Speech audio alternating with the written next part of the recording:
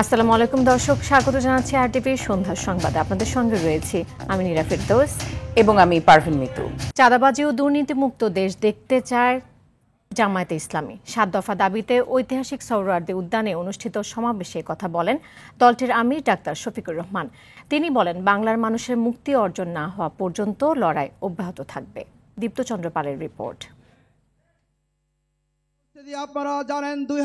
Peer পদ্ধতিতে নির্বাচন ও প্রবাসীদের ভোটাধিকার সহ 7 দফা দাবিতে রাজধানীর সোহরাওয়ার্দী উদ্যানে সমাবেশ করে বাংলাদেশ জামাত ইসলাম। ইতিহাসে এই প্রথম এককভাবে সোহরাওয়ার্দী উদ্যানে সমাবেশ করে দলটি। আনুষ্ঠানিক সমাবেশ শুরুর আগে সকাল থেকেই খণ্ড খণ্ড মিছিল নিয়ে সমাবেশস্থলে আসতে শুরু করেন ঢাকা ও ঢাকার বাইরের নেতাকর্মীরা।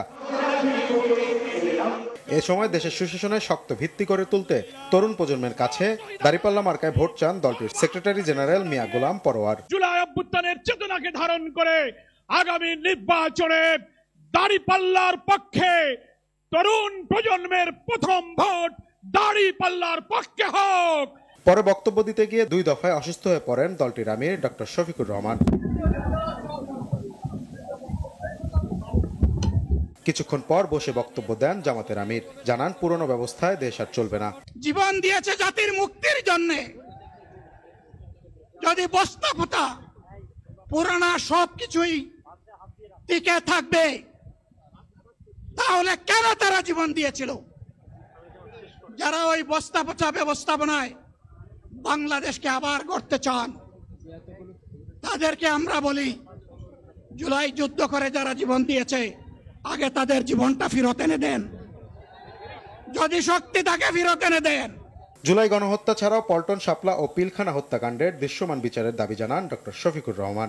পিলখানার গণহত্যা, 24-এর গণহত্যা, এই গণহত্যা যারা করেছে তাদের সকলের বিচার বাংলাদেশের মাটিতে নিশ্চিত করতে হবে। দীপ্তচন্দ্র পাল, আরটিভি, ঢাকা। রাজধানীর সোহরাওয়ার্দী উদ্যানে প্রথমবারের মতো হলো জামায়াতের জাতীয় সমাবেশ। মূল পর্ব শুরু হয় দুপুর 2টায়। সকাল 10টা থেকে চলে আনুষ্ঠানিকতা। নির্বাচনের লেভেল প্লেইং ফিল্ড নিশ্চিত করা, জুলাই গণহত্যার বিচার, প্রয়োজনীয় মৌলিক সংস্কার সহ 7 দফা দাবি তাদের। আরও জানাচ্ছেন জিএম মাহমুদ। স্বাধীনতার 54 বছর পর এই প্রথম রাজধানীর সোহরাওয়ার্দী উদ্যানে জাতীয় সমাবেশ জামায়াতে ইসলামীর। দিনের শুরু থেকেই মিছিল নিয়ে দলে দলে সমাবেশে যোগ দেয় দলটির নেতাকর্মী ও সমর্থকরা। সমাবেশ শুরুর অনেক আগেই নেতাকর্মীদের উপস্থিতিতে পূর্ণ হয়ে যায় সোহরাওয়ার্দী উদ্যান। জামায়াত নেতারা জানায়, রাষ্ট্রীয় সংস্কার, জুলাই সনদ বাস্তবায়ন, পিয়ার পদ্ধতিতে জাতীয় নির্বাচন, প্রবাসীদের ভোটাধিকার ও নির্বাচনে লেভেল প্লেইং ফিল্ড নিশ্চিত করা সহ 7 দফা দাবি তাদের।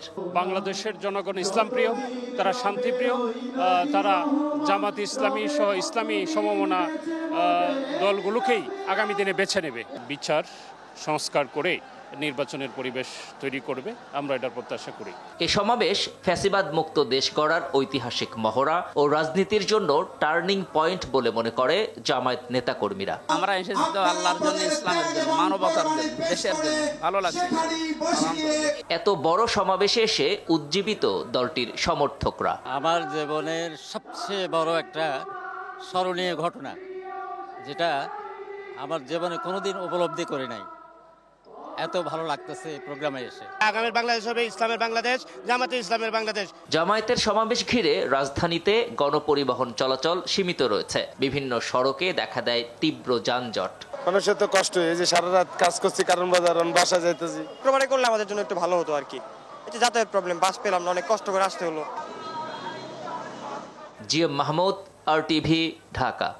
71 গণতন্ত্র প্রশ্নে কোনো ছাড় নয় বলে আবারও হুঁশিয়ারি করেছেন বিএনপি মহাসচিব মির্জা ফখরুল ইসলাম আলমগীর। বলেন, একদিকে গণতন্ত্রে অবিশ্বাসীরা জোটবদ্ধ হচ্ছে, অন্যদিকে পতিত ফ্যাসিস্টরাও ক্ষমতা ফিরে পেতে চক্রান্ত করছে।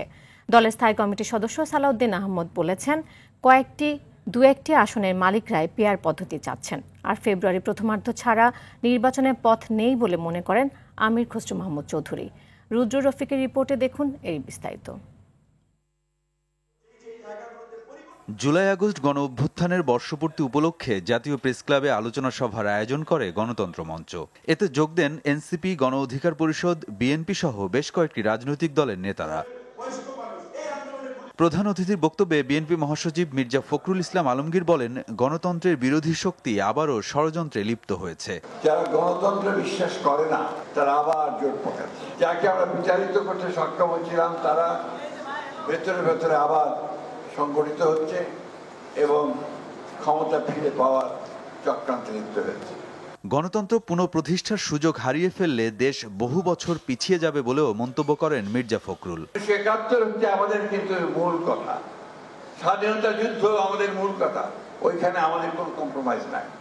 অযথা বিলম্ব সৃষ্টি না করে সমস্যাগুলোকে চিহ্নিত করে রাজনৈতিক দলগুলোর সঙ্গে কথা বলুন, কথা বলে সেই সমস্যা শেষ করে নির্বাচনের দিকে এগিয়ে যান। বনানীর একটি হোটেলে এক গোলটেবিলে যোগ দিয়ে সালাউদ্দিন আহমদ বলেন, গণ অভ্যুত্থানকে টিকিয়ে রাখতে নির্বাচিত সরকার প্রয়োজন। আমরা এখনো ইভিএম এ টিপ দিয়েটা শেখানো পারিনি, এখন আমরা আছি পিআরে। আজকেও পিআর করে মহাসমাবেশটা করছে। যদি সরোয়ার্দী উদ্যানকে একটা নির্বাচনী এলাকা ঘোষণা করা হয়, একটা পেতে পারে। যাদের এই অবস্থা তারা পিআর নিয়ে মহাব্যস্ত। চট্টগ্রামে এক শিক্ষক সমাবেশে যোগ দিয়ে আমির খসরু মাহমুদ চৌধুরী বলেন, জনগণের ভোটে নির্বাচিত সংসদ ও সরকারের কোনো বিকল্প নেই।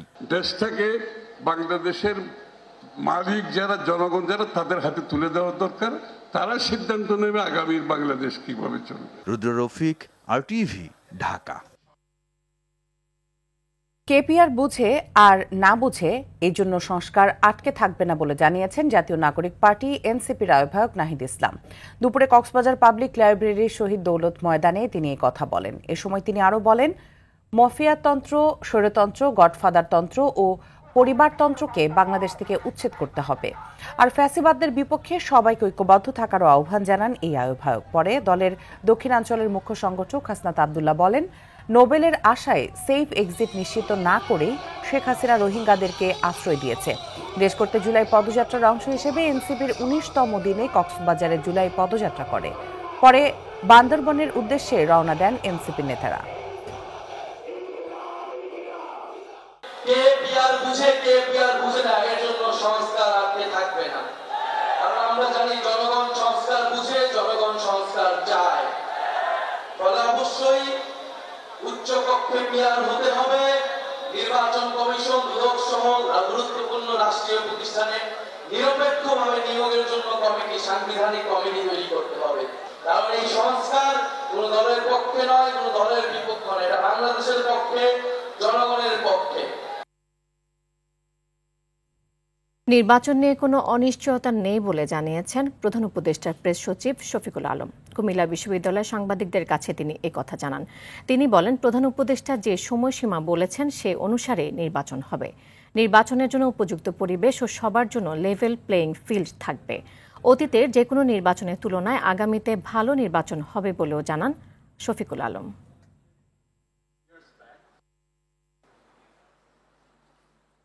নির্বাচন ঠিক যে সময়ে বলা হয়েছে ঠিক সে সময়ে হবে এবং আপনারা দেখবেন যে খুব সুন্দর পরিবেশে পিসফুল একটা নির্বাচন হবে এবং বাংলাদেশের ইতিহাসে one of the best election হবে। প্রফেসর ইউনূস এটা বারবার বলছেন, আমরা আবারও বলি, নির্বাচন নিয়ে কোনো ধরনের কোনো অনিশ্চয়তা নাই। নির্বাচন ভালো হবে, নির্বাচনের জন্য যে পরিবেশ সেটা ঠিক করা হবে এবং লেভেল প্লেইং ফিল্ড থাকবে। গোপালগঞ্জে শনিবার রাত 8টা থেকে রোববার সকাল 6টা পর্যন্ত কারফিউ জারি করা হয়েছে। বিষয়টি নিশ্চিত করেছেন জেলা ম্যাজিস্ট্রেট মোহাম্মদ কামরুজ্জামান। এদিকে ধীরে ধীরে স্বাভাবিক হতে শুরু করেছে জনজীবন। রাস্তাঘাট ও বাজারে বাড়ছে লোক সমাগম। নিত্য প্রয়োজনীয় জিনিস কিনতে দোকানপাটেও যাচ্ছে ক্রেতারা। চলাচল শুরু করেছে গণপরিবহন। এর আগে গত বুধবার এনসিপির সমাবেশে হামলা সংঘর্ষের পর কারফিউ জারি করে প্রশাসন। কয়েক দফায় তার মেয়াদ বৃদ্ধি করা হয়।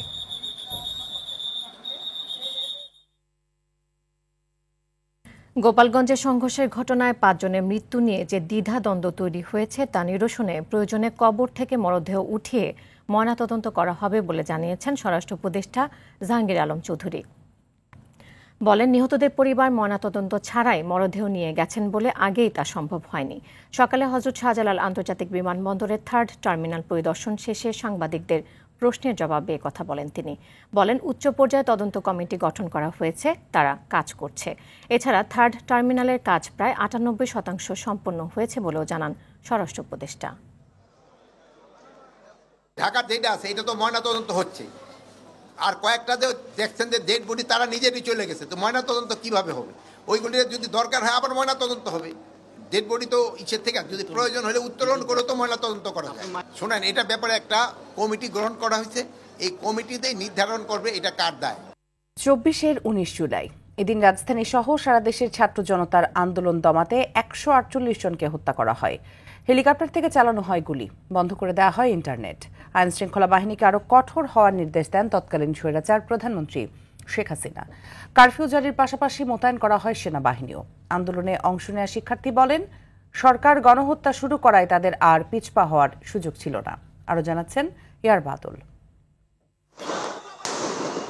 24-এর 19 জুলাই বৈষম্য বিরোধী ছাত্র আন্দোলনের কমপ্লিট শাটডাউনের দ্বিতীয় দিনে অগ্নিগর্ভ হয়ে ওঠে রাজধানী সহ সারা দেশ। ইন্টারনেট বন্ধ, কারফিউ জারি এবং সেনাবাহিনী মোতায়েন কোনো কিছুই সেদিন আন্দোলনকারীদের মনে ভয় ধরাতে পারেনি। সারা দেশে রাজপথ দখলে নেয় তারা, পুলিশের সঙ্গে চলে সংঘর্ষ। আমি মনে করি যে সেটা আন্দোলনের দেশের মধ্যে নেই। যুদ্ধক্ষেত্রে পরিণত হয় ঢাকা সহ সারা দেশ। আন্দোলনকারীদের দমাতে সরাসরি গুলি চালায় স্বৈরাচার সরকারের অনুগত বাহিনীগুলো। শুধু তাই নয়, হেলিকপ্টার থেকেও চালানো হয় গুলি। গুলিতে ঝরে বহু তাজা প্রাণ। দীর্ঘ হতে থাকে লাশের মিছিল। হাসপাতালগুলোতে বাড়তে থাকে আহতদের আর্তনাদ। সকালের দেশের থেকে আসছে, নতুন রাস্তায় ছিল, ওখানে গুলি করছে। এদিন রাজধানী সহ সারা দেশে অন্তত 148 জনের মৃত্যুর তথ্য পাওয়া যায়। হামলা চালানো হয় নরসিংদী কারাগারে। সারা দেশে অনির্দিষ্টকালের জন্য বন্ধ করে দেয়া হয় ইন্টারনেট, জারি করা হয় কারফিউ, মোতায়েন করা হয় সেনাবাহিনী। সরকারের সাথে আলোচনায় বসার পথ নেই বলে জানায় বৈষম্য বিরোধী ছাত্র আন্দোলনের অন্যতম সমন্বয়ক সার্জিস আলম। আমরা সরকারের সাথে আলোচনার কথা বলি। এদিন রাজধানীতে বিএনপির ডাকা ঐক্য সমাবেশ পুলিশি বাধায় পণ্ড হয়ে যায়। সরকারের পদত্যাগ না হওয়া পর্যন্ত কোটা সংস্কারের দাবিতে শিক্ষার্থীদের আন্দোলনে সমর্থন অব্যাহত রাখার ঘোষণা দেয় বিএনপি মহাসচিব। গত কয়েকদিনে প্রায় অর্ধশত ছাত্র জনতাকে পাখির মতো হত্যা করেছে। আইন শৃঙ্খলা বাহিনীকে আরো কঠোর হওয়ার নির্দেশ দিয়েছিল স্বৈরাচারী প্রধানমন্ত্রী শেখ হাসিনা। সারা দেশে সশস্ত্র বাহিনী মোতায়েনের সিদ্ধান্ত গ্রহণ করে। সেদিনের স্মৃতিচারণ করে এই শিক্ষার্থী জানান, সরকারের আচরণে তাদের আর এক দফা বাস্তবায়ন ছাড়া উপায় ছিল না। রাজপথে আমি যে দফা নিয়ে নামি, যে দাবি নিয়ে নামি, খুব কোনো কিছু না করে আমাদেরকে ছেড়ে দিবে না, বা আমরা এটার কড়া মূল্য চুকাতে হবে। কিন্তু সেই মূল্য যে এভাবে চুকাতে হবে, এত শহীদ এবং আহতদের আত্মত্যাগ, সেটা হয়তো তখন আমরা ভাবিনি আর কি। আর বাদল, RTV, ঢাকা।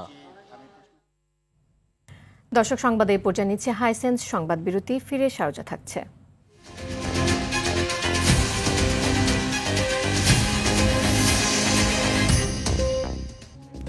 রংপুরে একটি সিএনজি স্টেশনে সিলিন্ডার বিস্ফোরণ, নিহত 1, ক্ষয়ক্ষতি সহ আহত অর্ধশত মানুষ।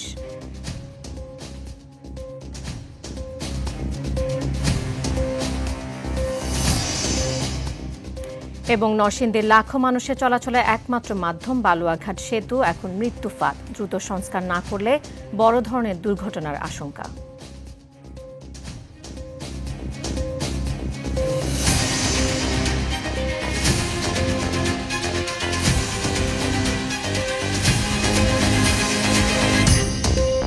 নৈতিক শিক্ষা ও ভালো মানুষ হলেই দেশ উপকৃত হবে, মানবিক মানুষ না হলে দেশের উন্নতি সম্ভব হবে না বলে মন্তব্য করলেন সেনাবাহিনীর প্রধান জেনারেল ওয়াকারুজ্জামান।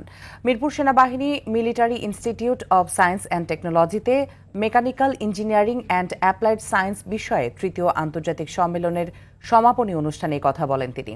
সেনাপ্রধান তার বক্তব্যে বৈশ্বিক চ্যালেঞ্জ মোকাবেলা করে দেশকে এগিয়ে নিতে শৃঙ্খলা ও মানবিক মূল্যবোধের উপর জোর দেন।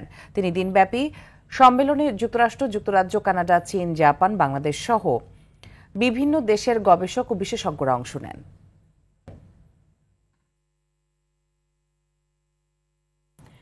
রংপুরে একটি সিএনজি গ্যাস স্টেশনে গ্যাসের সিলিন্ডার বিস্ফোরণের ঘটনায় একজন নিহত হয়েছে। ক্ষয়ক্ষতি সহ আহত হয়েছে প্রায় অর্ধশতাধিক মানুষ। দুপুরে নগরীর সিও বাজার এলাকায় এই ঘটনা ঘটে। স্থানীয়রা জানান, কয়েকদিন আগে ওই পাম্পে একটি রিজার্ভ ট্যাঙ্কে লিকেজ দেখা দেয়। সেটি মেরামতের সময় ভেতরে গ্যাসের চাপ থাকায় তা মুহূর্তের মধ্যে বিস্ফোরিত হয় বলে আশেপাশে থাকা গাড়ি ও বাড়ির ক্ষয়ক্ষতি হয়। এ সময় প্রধান সড়ক দিয়ে যাওয়া একটি যাত্রীবাহী বাসের ব্যাপক ক্ষতি সাধন হয় বলে জানান ফায়ার সার্ভিসের উপসহকারী পরিচালক।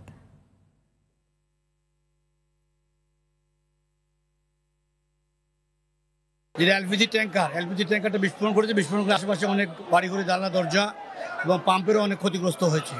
আশেপাশে যারা গাড়ি ছিল রাস্তার মধ্যে, সেই গাড়িতেও অনেক ক্ষতিগ্রস্ত হয়েছে। তো এটা গ্যাসের চাপ ছিল, দীর্ঘদিন এটাতে গত কয়েকদিন আগেও আমরা আসছিলাম গ্যাসের লিকেজের কারণে। তাদেরকে বলে গেছিলাম এটা মেরামত করে তাদের ব্যবস্থা নেন। ওনারা মেরামত করতেছিল, ওটা মাটি খুঁড়ে মেরামত করে ব্যবস্থা গ্রহণ করছিল। ওরা হয়তো বুঝতে পারেনি যে ভিতরে চাপ সৃষ্টি আছে। ওই মুহূর্তে কাজ করতে গেছে, হয় ওয়েল্ডিং করতে গেছে না কাটিং করতে গেছে, বাস গ্যাসের বিস্ফোরণ ঘটেছে। শ্রম উপদেষ্টা ব্রিগেডিয়ার জেনারেল অবসরপ্রাপ্ত ডক্টর এম শাখাওয়াত হোসেন বলেছেন, কোন শ্রমিককে কারখানার মালিক কালো তালিকাভুক্ত করতে পারবে না, এমন সিদ্ধান্ত নেওয়া হয়েছে। সাভারের গেন্ডা বালু মাঠে শহীদদের স্মরণে জুলাই পূর্ব গণজাগরণ 2025 পালন উপলক্ষে আয়োজিত শ্রমিক সমাবেশ আয়োজিত সমাবেশে প্রধান অতিথির বক্তব্যে তিনি এই কথা বলেন।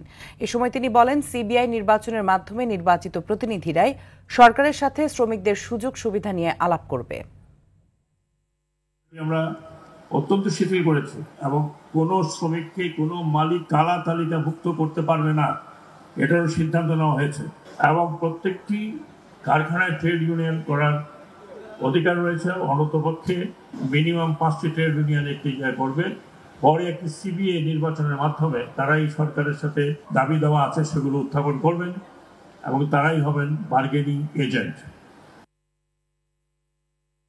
অরাজকতা থেকে মুক্ত হতে সারা দেশে স্থানীয় সরকারের কাঠামো একটি আইনের অধীনে আনতে সংস্কার কমিশনের প্রস্তাব দ্রুত বাস্তবায়নের আহ্বান জানালেন কমিশনের প্রধান ডক্টর তোফায়েল আহমেদ। দুপুরে রাজধানীর মধুবাগে দেশের 10টি সিটি কর্পোরেশনের ওয়ার্ড সচিবদের নিয়ে নবগঠিত সংগঠন সিটি কর্পোরেশন ওয়ার্ড সচিব অ্যাসোসিয়েশনের সম্মেলনে তিনি এমন কথা বলেন। ঢাকা দক্ষিণ সিটি কর্পোরেশনের ওয়ার্ড সচিব মোহাম্মদ মাসুদকে সভাপতি ও কুমিল্লা সিটি কর্পোরেশনের ওয়ার্ড সচিব রুহুল আমিনকে সাধারণ সম্পাদক করে কমিটি ঘোষণা করা হয়।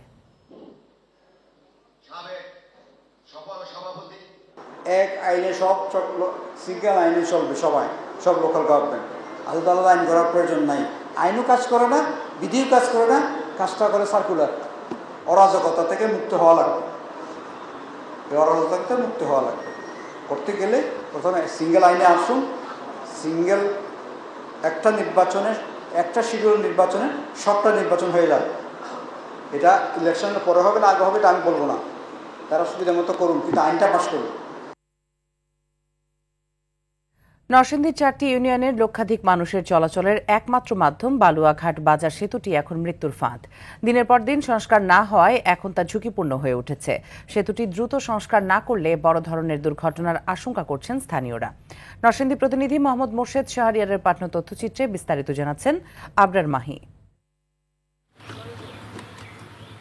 দীর্ঘদিন সংস্কারের অভাবে নরসিংদীর নজরপুর, করিমপুর, আলোকবালি ও চর দীঘলদীর চলাচলের একমাত্র সেতুটির রেলিং ভেঙে ধসে পড়ছে। পাটাতন ভেঙে অনেক জায়গায় এখন নড়বড়ে। অটো বা গাড়ি উঠলেই কাঁপতে শুরু করে পুরো সেতুটি। বিকল্প রাস্তা না থাকায় জীবনের ঝুঁকি নিয়ে প্রতিদিন 2 থেকে 3 হাজার যানবাহন চলাচল করে এই পথে। সেতুটি ভেঙে গেলে সম্পূর্ণ বিচ্ছিন্ন হয়ে পড়বে লক্ষাধিক মানুষের যোগাযোগ ব্যবস্থা। ব্রিজটা গাড়ি চলাচল করলে অনেক ঝাঁকুনি হয়, কাঁপে। কোন সময় যে ভাঙ্গা পড়ে তা কোন ঠিক ঠিকানা নাই, হঠাৎ দুর্ঘটনা হতে পারে। প্রায় প্রতিদিনই দেখা যায় কোনো না কোনো দুর্ঘটনার ভোগান্তি ভুগতেছে। সরকারের কাছে অনুরোধ করছি অতি তাড়াতাড়ি যেন এই ব্রিজটি মেরামত করা হয়। সেতুটি দ্রুত পুনর্নির্মাণের দাবি এই প্রশাসনিক কর্মকর্তার। জনসাধারণের চলাফেরার স্বার্থে ব্রিজটি মেরামত করা অতীব জরুরি এবং যথাযথ কর্তৃপক্ষের নিকট এই ব্রিজটি অচিরেই নির্মাণ করার জন্য দাবি জানাচ্ছি। এ বিষয়ে মন্ত্রণালয়ের অনুমোদন পেলে দ্রুত ব্যবস্থা নেওয়া হবে বলে জানান নির্বাহী প্রকৌশলী মোহাম্মদ রেজাই রাব্বি। নজরপুরে যে সেতুটি রয়েছে সেটি অত্যন্ত জরাজীর্ণ, দরপত্রটি অনুমোদনের অপেক্ষায় মন্ত্রণালয় রয়েছে। যদি আমরা অনুমোদন পাই তাহলে দ্রুততম সময়ের মধ্যে কাজ শুরু করতে পারি। দ্রুতই যেন সেতুটি পুনর্নির্মাণ করা হয় এমনটাই দাবি এলাকাবাসীর। আবরার মাহি, RTV। অর্থ পাচার দেশের অর্থনৈতিক উন্নয়নে অন্যতম বাধা। এজন্য অর্থ পাচার রোধে সব জায়গা থেকে কাজ করতে হবে বলে জানিয়েছেন বাংলাদেশ ফাইন্যান্সিয়াল ইন্টেলিজেন্স ইউনিটের উপপ্রধান মোহাম্মদ আমির উদ্দিন। সকালে ন্যাশনাল লাইফ ইন্স্যুরেন্স কোম্পানির প্রধান কার্যালয়ে ক্যামেলকো অ্যাসোসিয়েশনের উদ্যোগে বেমেলকো সম্মেলনে একথা বলেন তিনি। অনুষ্ঠানে ন্যাশনাল লাইফ ইন্স্যুরেন্স কোম্পানির উপব্যবস্থাপনা পরিচালক ও ICCABর সভাপতি প্রবীর চন্দ্র দাস, বাংলাদেশ ফাইন্যান্সিয়াল ইন্টেলিজেন্স ইউনিটের অতিরিক্ত পরিচালক মশিউর রহমান ও যুগ্ম পরিচালক আনোয়ার পারভেজ সহ অন্যান্যরা উপস্থিত ছিলেন। অনুষ্ঠানে সকল বীমা কোম্পানির শাখা পর্যায়ের অ্যান্টি মানি লন্ডারিং কর্মকর্তারা অংশ নেন।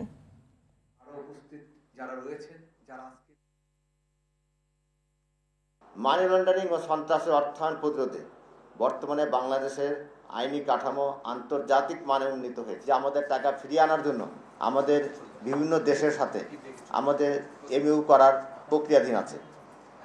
তাহলে আমরা নিশ্চয়ই আমাদের দেশ থেকে যে সকল টাকা পাচার হয়ে গেছে সেগুলো আমরা ফিরিয়ে আনতে সক্ষম হব বলে আমরা আশা করি।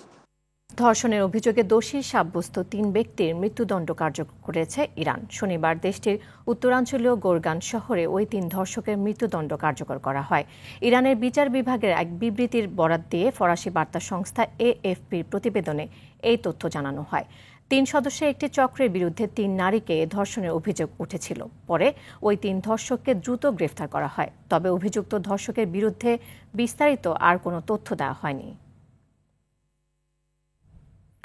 দক্ষিণ চীন সাগরে সৃষ্ট ঘূর্ণিঝড় দক্ষিণ চীনের দিকে প্রবল বেগে অগ্রসর হচ্ছে। টাইফুন উইফা নামে ঘূর্ণিঝড়টি আগামী রোববার নাগাদ গুয়াংডং ও হাইনান প্রদেশের মধ্যে স্থলভাগে আঘাত হানতে পারে বলে ধারণা করা হচ্ছে।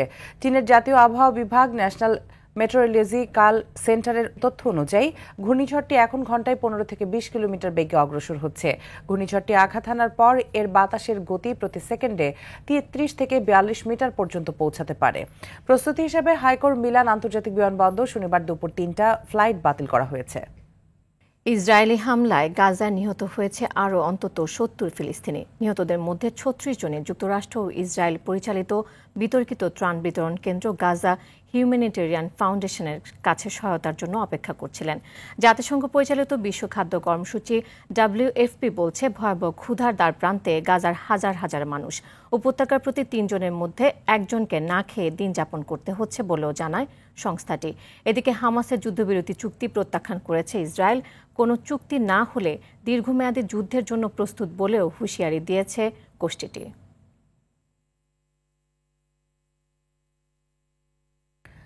সিরিয়ার সুয়েদা প্রদেশে 1 সপ্তাহ ধরে চলা সংঘাতে সহিংসতায় মৃতের সংখ্যা বেড়ে 718 জনে দাঁড়িয়েছে। শনিবার যুক্তরাজ্য ভিত্তিক যুদ্ধ পর্যবেক্ষণকারী সংস্থা Syrian observatory for human rights এই তথ্য জানিয়েছে। এর আগে পরিস্থিতি শান্ত করতে ইসরায়েলের সঙ্গে অস্থায়ী যুদ্ধবিরতিতে পৌঁছেছিল সিরিয়া। তুরস্কে নিযুক্ত মার্কিন রাষ্ট্রদূত টম ব্যারাক এই কথা জানান। যুক্তরাষ্ট্রের মধ্যস্থতায় হওয়া এই যুদ্ধবিরতিকে স্বাগত জানিয়েছে তুরস্ক, জর্ডান সহ অন্যান্য প্রতিবেশী দেশগুলো। তবে গতকাল যুদ্ধবিরতি ভেঙে আবারও সংঘর্ষে জড়িয়ে পড়ে দ্রুজ ও বেদুইন গোষ্ঠী।